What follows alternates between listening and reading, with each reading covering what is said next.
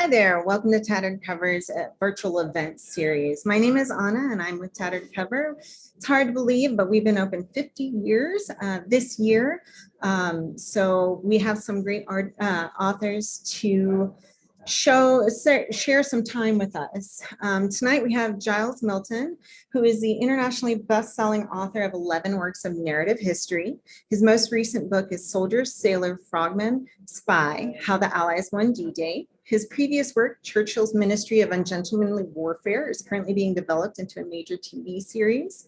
Milton's work, published in 25 languages, includes Nathaniel's Nutmeg, serialized by the BBC. He lives in London and Burgundy. He is going to be in conversation tonight with Caroline Zancan, who is an editor at Holt, acquiring literary and upmarket fiction and memoir.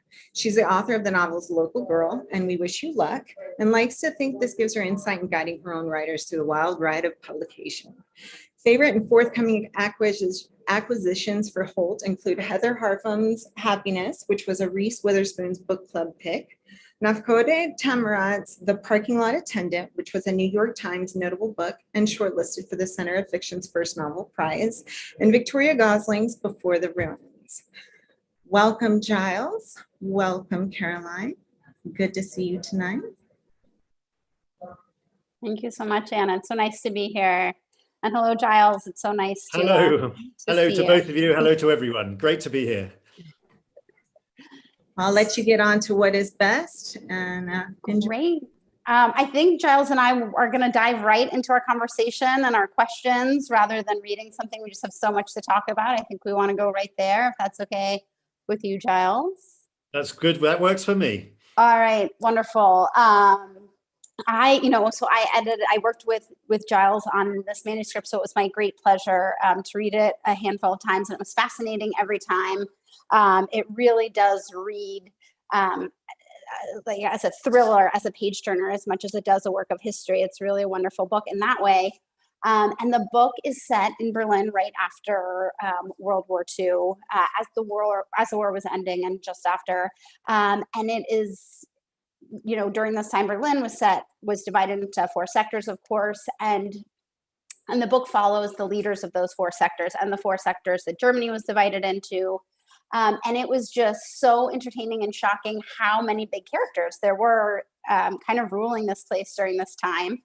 They really are just larger than life. It almost felt like I was watching a Quentin Tarantino movie. And you capture them in such wonderful, minute detail. And I'm curious if you knew if this time and place was kind of famous for having these big characters, and that's what drew you to this subject matter, or you kind of discovered it as you were doing your research and just ran with it. Yeah, well, so many books are published each year about the Second World War, hundreds and hundreds, and yet almost nothing is written about the immediate post-war period. And for me, it's just such a fascinating period because basically the whole world is up for grabs. The war's been won by the Allies, and now who's going to win the peace? This is the big issue. And Stalin has almost got what he wants. He's got the whole of Eastern Europe and much of Central Europe as well. And everything is going to focus on the city of Berlin because Stalin is controlling much of what is East Germany, but it's been agreed that the victorious Allies, that's the Americans, the Brits, and the Russians, are going to share control of Berlin. But Berlin sits squarely inside the Soviet-controlled area of occupied Germany. So the tensions and the potential disasters and fallouts that can happen are really set by the geographical position of Berlin. So you have the Western Allies coming into the city, but they are entirely surrounded by territory controlled by Stalin's Red Army. So that's a sort of setting for everything that's going to happen. And it's a fabulously dramatic story that's going to unfold. And it really is just a fascinating situation. And I think one of the great things about the book is that Giles makes it clear what the stakes are right away. So we know how important all these showdowns are. So we understand it on a human level, the interpersonal conflicts, but also the larger things that are at stake. And I'm curious, you mentioned Stalin, who's definitely a character here in the book. There are a lot of other villainous characters that have less household name recognition. There are also some real heroes, some people it's such fun to cheer for. names that I hadn't heard before, but that I really, came to love by the end. And I'm curious if you had a favorite person, even if it was one of the bad guys. Like, some of them are so colorful and interesting that it was fun to share their company for a while on the page, even if they were doing bad in the world and in history. And I'm curious if you had a favorite, if there was a person you were drawn to, if there was a person who just really captured your attention as you were meeting him. Well, the main character in the book, who's also an all-American hero, who's completely been airbrushed from history, is, of course, Colonel Frank Howling Mad Howley. He's dropped into Berlin at the end of the war, and he's going to end up as commandant of the American sector. He's a fascinating character. He really is. He's just full of energy. He's dynamic. He's pushy. He's driven. And he's determined to get his way in Berlin. And he finds himself head to head in a clash with his Soviet opposite number, who is to be General Alexander Kotikov. These two men will never see eye to eye. And what's really interesting about Colonel Howley, and really sort of underpins the book, is that the Americans and the Brits went into Berlin with instructions from their government to get on with their Soviet wartime partner. But this partnership that's helped win the war is the governments in Washington and in London are determined to keep this going. But Colonel Howley realizes almost immediately when he arrives in Berlin that, hold on a minute, these guys are not allies. These so-called Soviet allies are no longer allies. And he actually writes in his diary and his memoir, he said, I came to Berlin thinking that the Germans were the enemy. And he said, I realized straight away that it's the Soviets that are now the enemy. And he's right, because the Soviet General Kotikov, his opposite number, the Soviet commandant, is there under instructions from Stalin to kick the Americans and British out of Berlin. The Russians don't want them there. They want to take over the whole of Berlin as a prelude to taking over the whole of Germany. And so you begin to see that the stakes are massive. The whole of Europe is up for grabs, basically. And Colonel Howley is determined to prevent the Soviets from taking control of Berlin. So you have this almighty clash. And what I loved about the story, I suppose what drew me to it, is that you have the wider geopolitical battle taking place between, you've got Stalin, Roosevelt, and then Truman and Churchill in London. That's the big picture. But then you have the picture on the ground, the sort of microcosm, which is where the battle is being fought between these commanders who are at each other's throats. So you have a fantastic and very personal way of telling a big geopolitical story. Mm-hmm. It does feel very personal. And I felt like I knew these men so well as men, not just as kind of characters in the larger saga, in a way that was just so well done. And you're right. It seems like Howley had kind of a heads up on everybody else and realizing that these men were not going to be his allies. So he kind of knew right away, but he was, there's this conflict with his own country and his own allies because they want to work with the Soviets. He realizes that is not possible. What would you say was the big turning point when everybody kind of realized, okay, you were right. These guys we're not going to come to an agreement here. It's time to use a little force. What would you say is the big turning point in the book and in the story? So Howley has been telling Washington, we've got to change policy, but it doesn't happen. Some big things happen in the spring of 1946. Winston Churchill comes to America. Truman invites him to make his famous Iron Curtain speech down in Fulton, Missouri.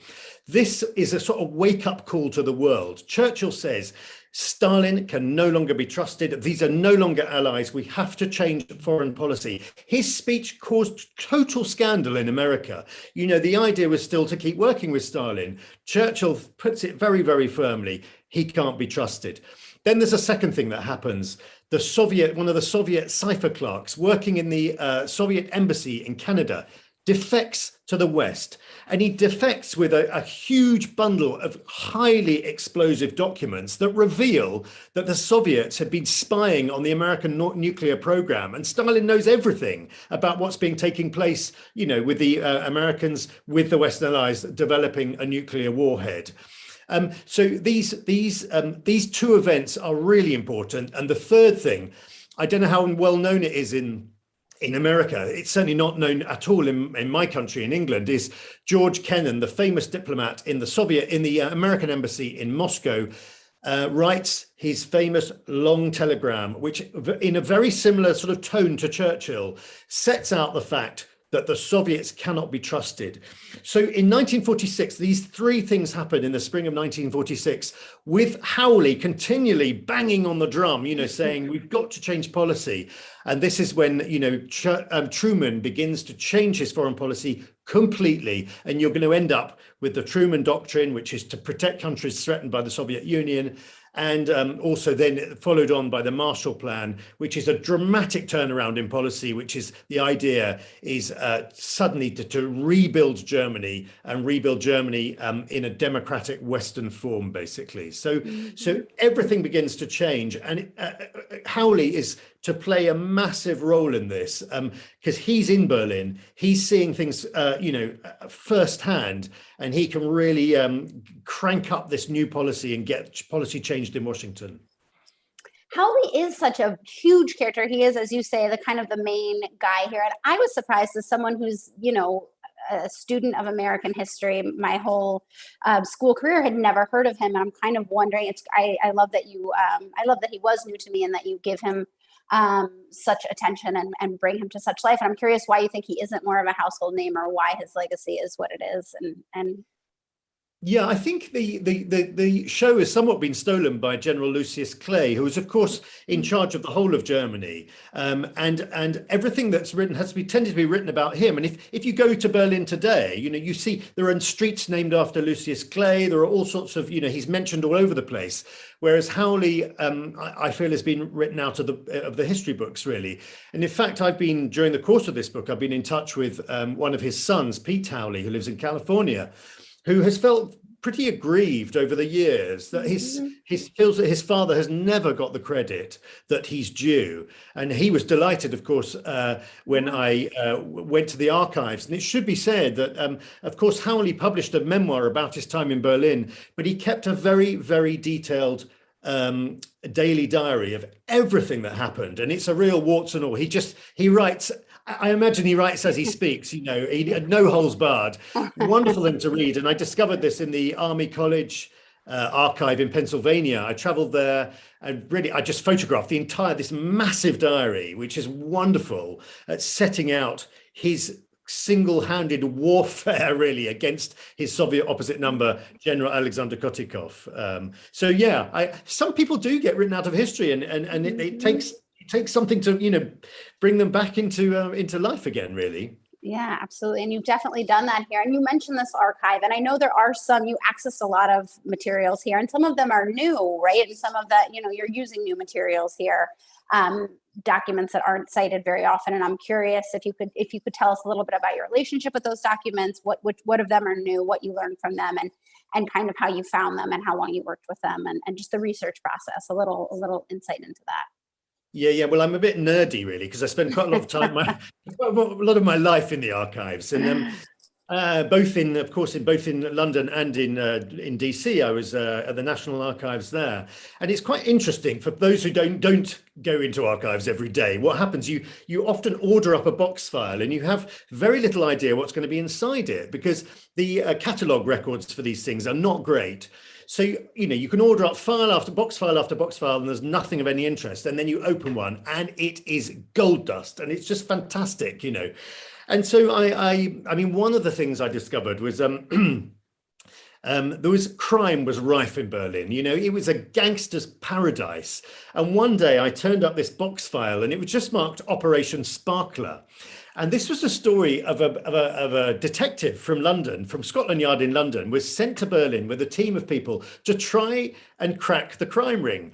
And Tom Hayward, Detective Inspector Tom Hayward, he arrives in Berlin, and basically he finds himself investigating the biggest crime ring in the history of crime. It's absolutely fantastic, because this city is full of gangsters, ex-Nazis, pimps, you name it. They're all there. They've raided, as the last remnants of the Third Reich fell apart, they raided everything. They carted off bullion, rare metals, works of art, ever priceless things, And so Tom Hayward is sent in there and works alongside the Americans to try and bust this crime ring.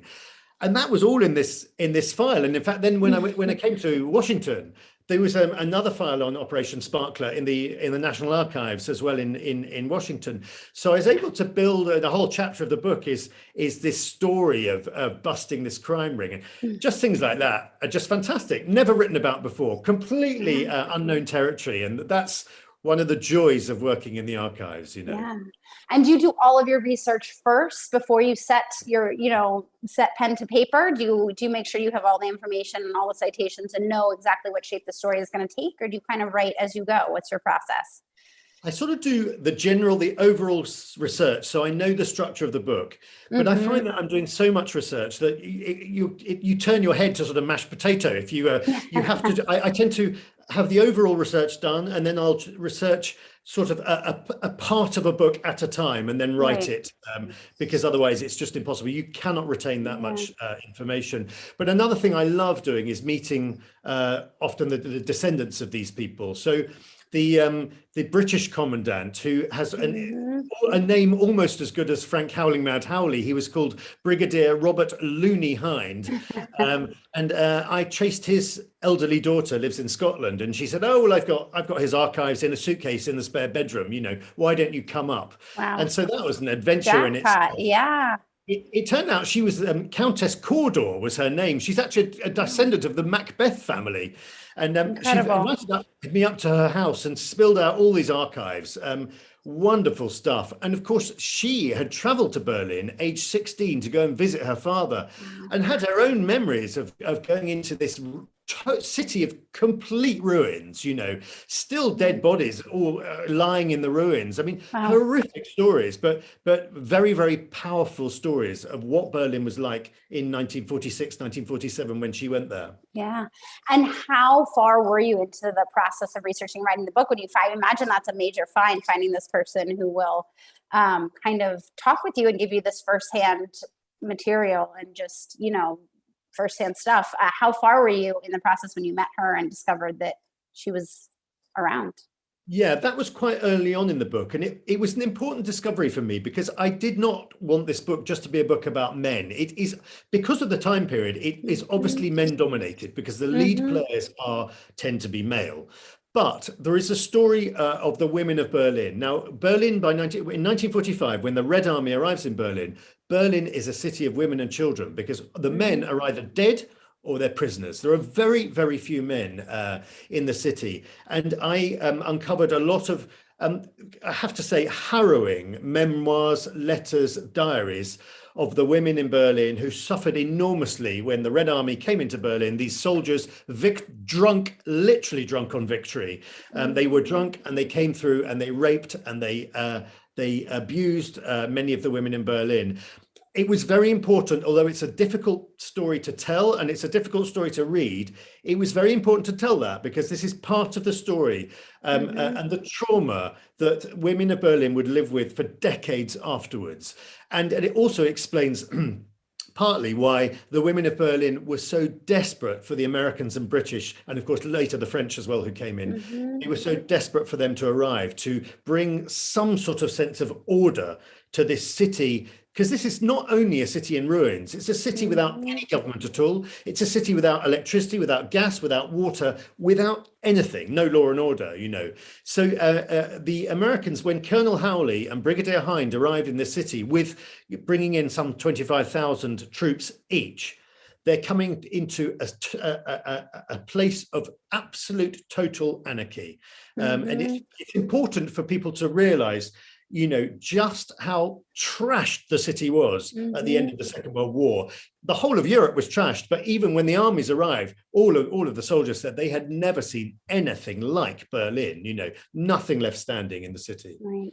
And there's such a fascinating contrast in the book between that complete ruins, which you do a gorgeous job of laying out in really intricate detail. And I really felt like I had a really vivid picture of what that was like, with the kind of opulence of some of the houses that the people took over. The leaders of the army set themselves up in some nice headquarters, and of course Stalin and that team set themselves up in some very posh settings and headquarters, and I'm hoping you can talk a little bit about that opulence that the Soviets kind of took for themselves. Yeah, the Soviets and the British and Americans as well, because this is really a tale of two cities. Because you have, on the one hand, you have the Berliners who are starving. They're on minimal rations and they're in a bad way. The Western Allies move in and the Soviets move in, and they are lords of all they survey. They have access to endless cigarettes. Cigarettes become the currency on the black market, and they have access to endless cigarettes, to alcohol, to endless sources of finance as well. So they can buy absolutely anything they want, from sex, which is that's certainly one thing that the soldiers felt that they deserved after fighting their way through to Berlin. But they can also buy any sort of food, any sort of alcohol. There are nightclubs spring up almost immediately when the Allies move into this city. And you're right that they can also requisition any property they want. And in the west of the city, where the Americans and the British are, this is where all the great villas of the industrialists of Berlin used to live. Well, the Americans and Brits arrive with their requisitioning forms. They turn up at the door, they kick out anyone who's still living there, and they take over these houses. And the story of, I mean, it's absolutely fascinating, the story of the high life lived by both the Western Allies, but also the Soviets, of course. And that's contrasted, you know, the banquets, the stories of these. They ate so well. Yeah, the champagne, the caviar. They're almost parties sometimes, pig, right? It's party time, you know. And the stories of that contrasting with the Berliners on minimal rations. Now, a lot of people would say, well, the Germans deserve it. They lost the war. They treated their conquered territories appallingly. And a lot of the Americans, British and Soviets felt like that. But when you read some of the accounts of these women and children who had not had any part in the war, and some of them had even been working in for the resistance, you know, right. Wow, it's a difficult story to read. And would you say that the British commandant bringing his daughter over, was that an outlier, or how much would you say that there was family life going on for these generals and these leaders, or, you know, was that a one-off, or did that happen a lot? Can you speak a little bit about that? How much they brought their whole lives with them to Berlin? Yeah, by 46, 47, the Americans, Brits and French, they were all bringing in their wives, partly to cut down on them sleeping with the local Berlin women, as we said. Right. They brought their wives over, they brought their children over. They set up schools, big American schools set up in Berlin precisely for the children, for people like Pete Howley, the son of Colonel Frank Howley. He went to school in Berlin. So there was a huge influx, but things got very tense. You know, I don't know how much time we've got to talk about the blockade, the Soviet blockade and the airlift, but as things reach crisis point, the Americans and British realized, hold on, we're in a really dangerous situation here. We've got women and lots of women and children potentially stuck in a city under siege conditions. And so a lot of them left, or some of them left at that point, as Stalin declared the Berlin blockade. That's fascinating. And again, all of this is drawn in such beautiful detail in the book, that contrast and the mounting tension. So it sounds like you've met at least two of the descendants of the men in these books. Were there any others you met? Was there anyone who was less excited to meet you, who was kind of resistant to you telling these stories? I'm curious to hear more about what those relationships are like and how often it happened that you met a descendant. Yeah, no, one that I think is really worth speaking about, because a bit like Colonel Howley, he's been slightly written out of the story. So the Americans have often taken kind of complete credit for the airlift, and justifiably, because without American manpower and planes, the airlift could never have happened. But there was a question of, was it possible to feed a city of 2.5 million people by air? This had never been done before in history. And you've got to remember that the Stalin and the Soviets have declared a blockade of the western sectors of Berlin. It's been completely isolated. It's a bit like a medieval castle with the drawing up of the drawbridges. The Americans, Brits and the French are stuck inside their sectors of the city, and they have no access to the city because the road links and the rail links across Soviet-occupied Germany have been cut. So the only possible way of keeping the city alive and its 2.5 million inhabitants is by air. Can this be done? Almost everyone says it's impossible. But, you know, I like to think in times of crisis, it's always good to call a true good British eccentric boffin, you know, and the Brits do just that. They have this chap called Reginald Waite, And he's a kind of complete mathematician. He's brilliant mathematician, or never leaves home without his slide rule and his mathematical tables. And he sits down and works out if it is actually feasibly possible to feed the city by air. He believes it is. He goes to Colonel Howley and also to Lucius Clay and says, look, this is my mathematical formula for feeding the city. And it's going to involve using 6 airfields in Western Germany, occupied by the Americans and Brits, and 2 airfields in the western sectors of Germany. And this is going to be the most extraordinary event in the history of aviation, really. This will require planes flying in at 5 levels into the city, planes landing every few seconds at the 2 airfields in the western sectors of Berlin to keep the city alive. And Reginald Waite has been totally written out of the story of the airlift, particularly in American histories of the airlift. He doesn't get a mention. And his daughter has felt very aggrieved by this. And I had quite long chats with her, and she has a lot of documentation about her father and his role in the airlift. And as I said at the beginning, the Americans, without doubt, played the major role in the airlift. But I like to think that I've sort of rehabilitated this eccentric British boffin who actually came along and said, it is possible to do this, And it was such a wildly ambitious plan with such little margin for error. And it was, this was one of my favorite sections of the book, where the section's dedicated to the airlift, because you do a good job of painting how tough it would be to pull this off, even once they discover that it is possible. It's still a big, ambitious plan that everything needs to go right, and you're just at the edge of your seat the whole time. Well, because one statistic really tells the whole story. As an absolute minimum subsistence level for those Berliners, they needed to fly in 4,500 tons of food every single day, round the clock. A Dakota, which was a standard plane of the time, could carry 2.5 tons, and so that just gives some scale. You're going to have planes flying in around the clock. And once they decide that the airlift, once they green light the airlift, basically, this is where it gets really exciting, because the Americans from Honolulu to Alaska to Hawaii to everywhere across America, planes are brought into Western Germany. And likewise from the British Empire, from across the world, from India, from the Pacific, the Brits bring in their planes as well. And there's this mass convergence of planes in Western Germany, and these are going to keep the city alive. It's a really kind of heartrending story, actually. It really is. It's a really beautiful, uplifting story, how everyone just kind of converged and did what they needed to do and worked together. It's really wonderful. It's uplifting and suspenseful at the same time to see if they'll pull it off. It's really wonderful storytelling. It's a great section of the book. That's great. So another question I had is, if you were surprised by anything you learned, you know so much about World War II. You've written several books about it. This is your era. This is your era, your area. You have so much expertise here. And I'm curious if, as you were doing your research, you thought, oh, wait, I thought I was going to tell the story. I thought I was going to go right here and I need to go left. I had this part of the story wrong or something, when you were surprised as you were putting all this down. I thought, what surprised me, I read a lot about the big conferences of the big 3, as they were called, which is the Yalta Conference, which was when Churchill, Roosevelt and Stalin met in Yalta in the Crimea. And then the other big conference at the end of the war was the Potsdam Conference, which is when Stalin, Churchill and Truman, of course, by then, because Roosevelt has died, they meet. And what surprised me is the extent to which both Roosevelt and Churchill, and then Truman and Churchill, were prepared to trust Stalin. They really believed that Stalin was a man of his word. And Stalin clearly had absolutely no intention whatsoever of living up to all the promises he made, particularly the promises he made at Yalta. And of course, by the time the war comes to an end, the Red Army is swept into Eastern Europe.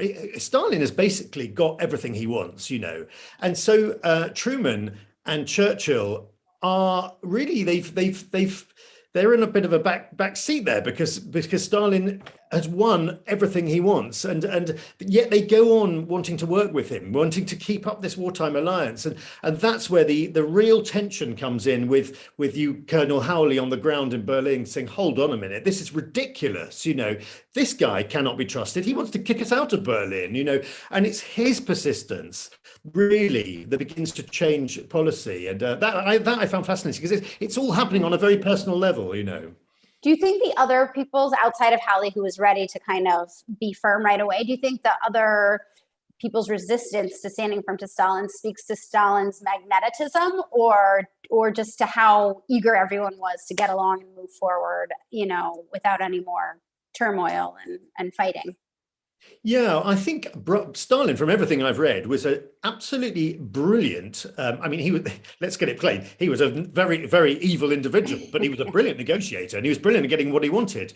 And you've got to remember, at Yalta, Roosevelt is a couple of months away from dying. He's a very, very sick man. They had to have some meetings in his bedroom with him in bed. So perhaps he was not on his best form. And Churchill, likewise, I don't think he was on his best form. He was drinking unbelievably heavily at the Yalta conference. In fact, one of his aides described him drinking bucketfuls of Caucasian champagne. And, Churchill kept saying of Stalin, he kept saying, I like that man. I like that man. I can work with him. And I think Stalin used this to his advantage. And I read also, after the Potsdam conference, I read, very interestingly, the Soviet diplomat's account of Potsdam, and they came away from Potsdam thinking, God, we won this hands down. We've really got everything we wanted. So I think I'm absolutely fascinated by Stalin because he was so evil and yet could be so charming, and he seduced so many people, and I think he seduced both Churchill and Truman and Roosevelt. Yeah, it's fascinating. I'm curious, we're almost out of time. We're getting the heads up that we're going to move to some audience questions in a minute. The last question I have for you, I think we have time to slip one more in, is, this is history that took place a very long time ago, but one thing that's really fascinating about this book is that it kind of also shows how we got to now. It's kind of the legacy of this time has led both indirectly and seemingly directly to the way we live now. And I'm curious what you think the most lasting legacy of the events that you cover in this book is today. Well, I think, we're almost our relations with Russia are almost at a new Cold War period. In fact, the Russian ambassador to the UK described them as close to frozen the other day. So I don't think this story has gone away at all. I think it's ever present. How do you deal with this country, particularly with you've got Putin in charge, completely lawless band of gangsters running the place. And I think it's a very relevant story. Is what do you do? What came out of the events in my book was NATO, which was to guarantee the safety of the West for the entire Cold War period. And so I think it's interesting to look at how our relations with Russia are going to evolve over the next few years, and how we as the West work together to contain this very volatile situation inside Russia. To do again what we did in the book. Perhaps, and it also makes you realize how big characters count in these big historical episodes. I think character plays a major role in these big dramatic events in history. Absolutely, and that's one of the best. One of the things I love the most about the book is that comes through how much these individuals shape history, even just their dispositions and their habits. I am going to turn over to the questions because we have our first viewer audience question. And the first one is from Carl, and he says, were there any minor characters that you wish you could have spent more time on telling their stories? Any minor characters? You come across so many in the course of your research, and it's very difficult to know, which ones to focus on. Some of the Soviet ones might have been nice to include more information. It's extremely difficult to get access to the Russian archives these days. But one little story that I was quite pleased with in the book, and which I managed to get from the Russian archives, because I have a very good friend who's Russian and did some of the research for me, was the story of the small platoon of 6 Soviet soldiers who broke into the Reichstag and captured the Reichstag, fought their way up to the top floor of the Reichstag and hung out the Soviet flag on the roof of the Reichstag. And like so many of the stories in the book, the story of these 6 men has been written out of the history books. They never got the credit they were deserved. Stalin had promised that the first Soviet soldiers into the Reichstag and the ones that would capture the building would be showered with medals and awards and everything. These guys, Mikhail Minin is one of the main characters. They never got anything. They never got any recognition, and they were felt pretty bitter for the rest of their lives.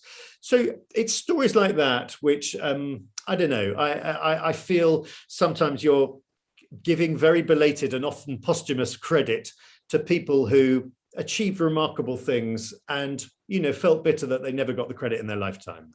So that's one of those sort of stories.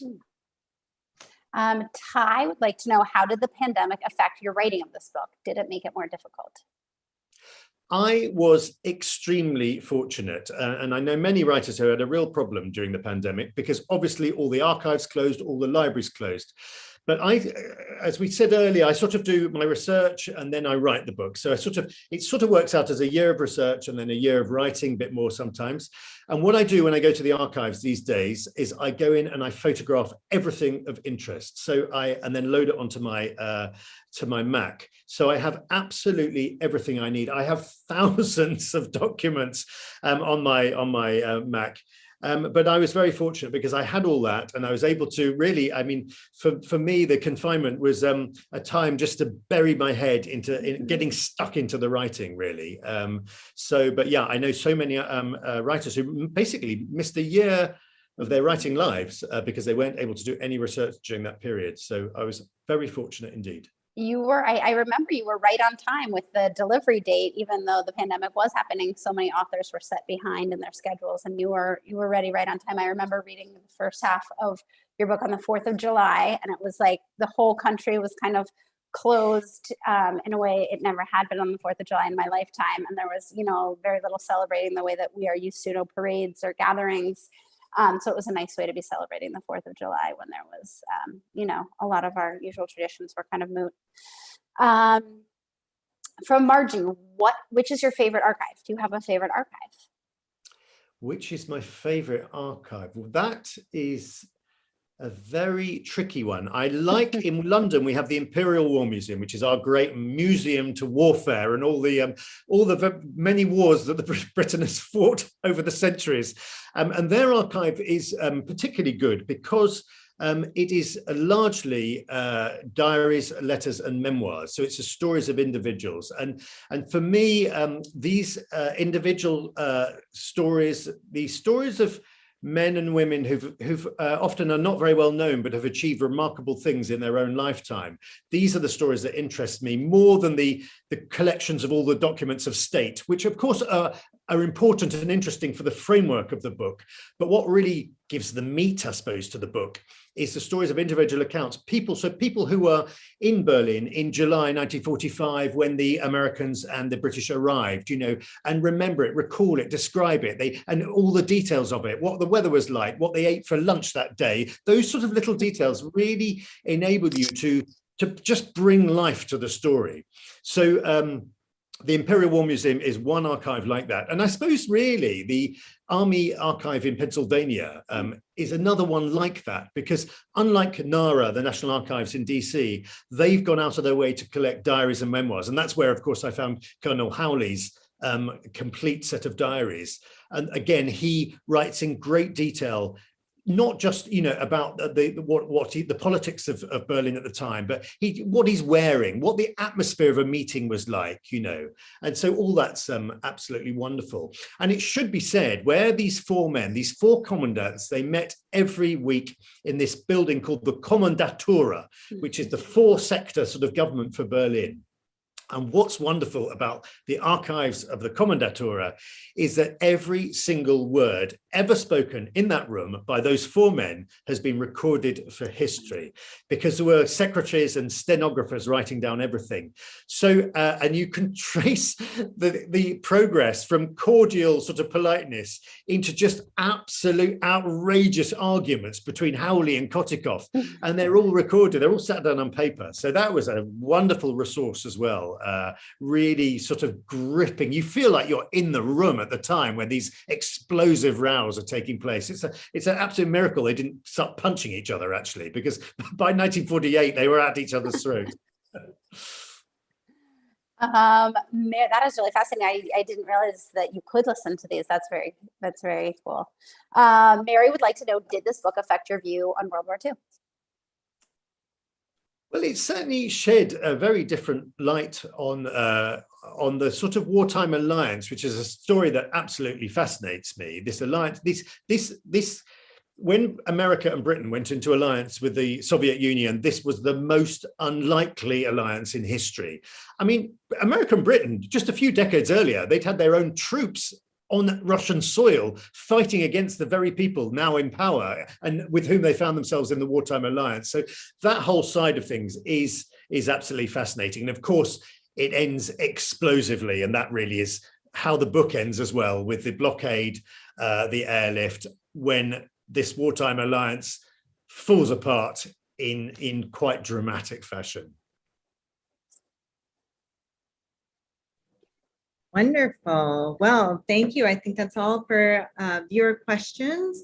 I want to thank Caroline Zancan and Giles Milton for joining us here at Tattered Cover. Thank you for having us. Well, before you go, do you guys have, can you let us know where we can find you online? Giles, take it away.